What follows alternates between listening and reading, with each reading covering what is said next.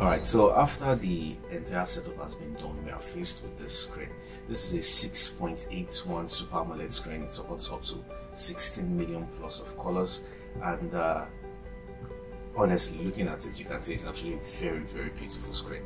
If you can see from this side, there are still some screen at the edges at this point. And also, I'm going to run through some brief specs of this phone. The Mi 11 Ultra actually comes with a 5000 mAh of battery. It's the front camera supports 20 megapixel, and this camera at the back, like I said, there is a 50 megapixel main lens. There's a 48 megapixel wide angle lens. There's a 48 megapixel telephoto camera at this back, and this place there's actually a screen that actually pops up at the back. So you double tap to turn it on, you double tap to turn it off.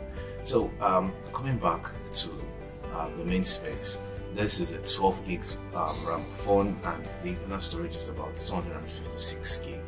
So going to the about section. Here are some of its major specs. So it's a Qualcomm Dragon chip. It's a 2.8 GHz processor speed with 12 gigs of RAM, and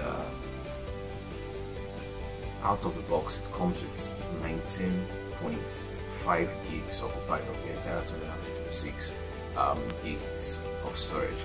So I'm going to run a quick test for multitasking. I'm going to open quite a number of apps, then I'll come back to use the cameras. So File Manager, Settings, MX Video, and the weather app. So the camera.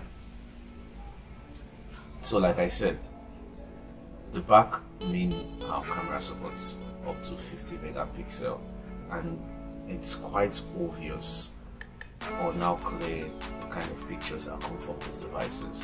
There are going to be links to pictures taken from those devices in the description below, and I'm also going to include slideshows of videos taken from this device also. So one thing I failed to make mention of is the ability of this device to actually run on 120 Hz refresh rate. So